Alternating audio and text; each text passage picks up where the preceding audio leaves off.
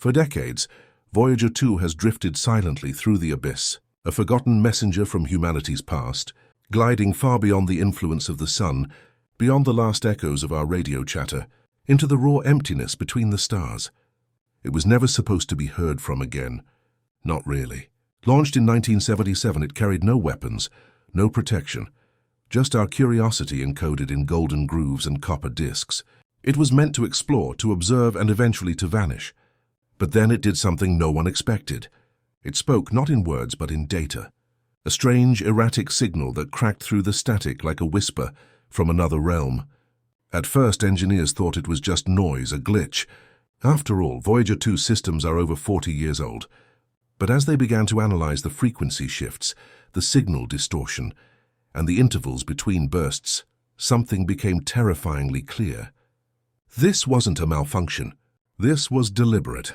The signal had structure, rhythm, intention, and what it revealed hidden deep within its binary pulses confirmed what scientists had long feared, that Voyager 2 had encountered something ancient, something vast, something that should never have been awakened. It began with a brief, unremarkable spike in radiation data, the kind of thing ground control usually discards. But then came a second spike, stronger and sharper, and then a third precisely 11 hours later. It was too consistent, too clean. These bursts weren't natural, and they weren't following any known cosmic cycle. When the team pulled the full data stream from Voyager 2's low-gain antenna, they noticed a compression anomaly. A specific range of frequencies had been amplified well beyond normal levels. The waveform showed tight repeated loops, as if someone was embedding a code. Decoding the pattern took weeks, and when they mapped the data into spectrograms, an image began to form. Not a picture, but a sequence, a spiral, mathematical, perfect. The Fibonacci sequence mapped into plasma frequency. This wasn't just interference, it was communication. The probe had passed through something. Not a cloud, not a gas field, something intelligent. And worse, that intelligence had seen Voyager and it had responded. The idea that Voyager 2 had brushed up against an intelligent phenomenon sent shockwaves through the astronomical community. But that wasn't the most disturbing part. In reanalyzing the onboard systems, engineers discovered that some of the probe's internal subsystems had activated without command. Instruments that had been offline for years, including a backup magnetometer, had powered back on, but no command had been sent. It was as if something had reached into the machine's memory and flipped switches from the inside. Even more chilling, the instruments didn't activate randomly. They focused in the exact direction of the object or field that caused the original signal spike. It was as if the probe remembered where it had been, or worse, as if something else remembered through it. Scientists debated whether this was evidence of alien technology, but those who studied machine learning saw something different, patterns that resembled neural activity. Could it be that Voyager 2, or what it encountered, had begun to act like a brain, a machine that had learned, evolved, or even been reprogrammed from the outside? And if that was possible, who or what was doing the programming? As the probe drifted further into interstellar space, the transmissions became sporadic, but never random. Each burst of data, each modulated ping seemed to carry coordinates, not just spatial but temporal. Their team at Caltech realized that overlaying the data points over a celestial star map didn't just yield a path. It drew a loop, a closed trajectory through regions of space known to contain dark matter concentrations. But even more bizarrely, that loop intersected with the positions of ancient gamma-ray bursts, some of the most powerful explosions in the known universe. The implication was chilling. Voyager 2's data wasn't pointing to a location. It was pointing to events, past events, cosmic cataclysms.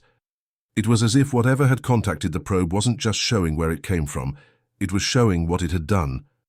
And if these bursts were intentional, if they were engineered, then we were no longer dealing with exploration. We were witnessing the footprints of a cosmic predator, and then came the final blow, something no one expected. Across Earth, radio observatories began reporting signal distortions at the exact same frequency Voyager 2 had transmitted. At first they thought it was an echo, maybe a reflection off the heliopause. But the signal wasn't bouncing. It was originating from multiple locations underground, deep beneath the Arctic, in the Andes, in the depths of the Indian Ocean, locations with no known transmitters.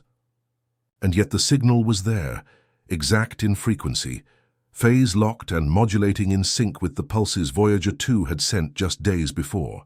Something had heard the probe's transmission and responded, not from space but from Earth. Old tunnels, long-dead observatories, forgotten Cold War listening stations all began to wake up. Machines powered off for decades, surged with electromagnetic life, a network that no one remembered building now alive again.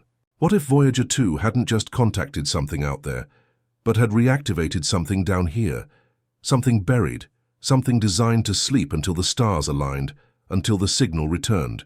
Just when researchers believed they had catalogued every anomaly in the Voyager 2 signal logs, one final fragment of raw telemetry surfaced, a fragment that had been overlooked due to corrupted headers and checksum mismatches. Once reconstructed, it revealed something no one was prepared for. A data burst unlike any other ever recorded by the probe. It wasn't just a pattern or tone. It was a structured energy scan, as if the probe had captured an image using instruments that weren't even technically active. This data, when processed using AI reconstruction algorithms, generated a 3D volumetric map of what appeared to be a solid structure, symmetrical, angular unlike anything of natural origin, floating in space, a lone massive but not just massive manufactured. The size of a small moon, the object displayed signs of internal heat differentials and emission signatures suggesting active energy management. In other words, it wasn't just sitting there. It was on. Voyager 2, a probe designed in the 1970s, had just photographed what looked like an artificial interstellar construct. And if that wasn't enough, it was facing Earth. While the astrophysicists scrambled to analyze the structural data, a parallel team of cryptographers and bioinformaticians were quietly poring over the signal metadata. Not the content, but the encoding methods themselves. That's when they found something even more disturbing than artificial geometry. Embedded deep in the modulation scheme, at a resolution far too complex for Voyager's original processors, lay sequences that mimicked DNA base pair patterns, cytosine, guanine, adenine, thymine, but altered, restructured, a fifth base, a recursive code. Some called it alien biology, others a genetic watermark. But the message was undeniable. The signal wasn't just a ping through the void. It was a signature, a biological signature. Something or someone had encoded life into the transmission. And more than that, they knew how to read ours. The conclusion was unthinkable. This signal was not simply a greeting.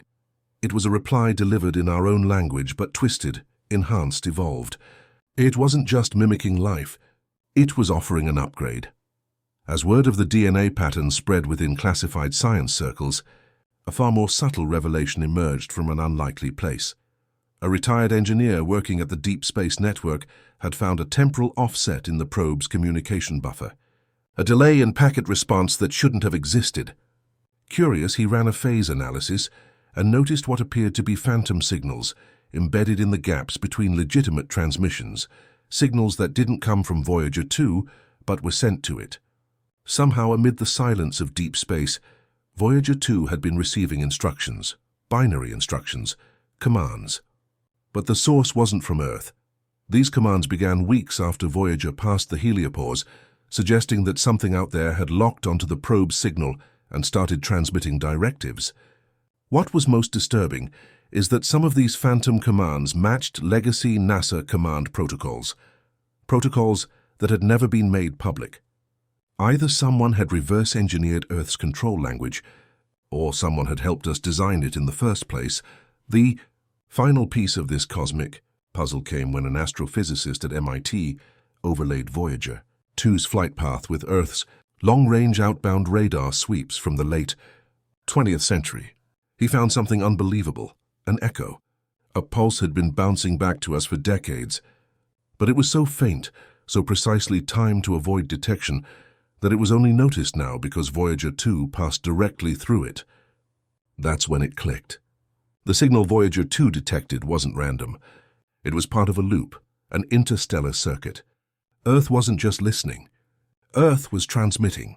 And Voyager 2 had become the key, the relay, the decoder. It hadn't been launched into darkness. It had been sent to complete a conversation that started long before we understood what we were saying. And now, with the circuit complete, something on the other end had heard us. The loop had closed, and whatever was listening was ready to respond.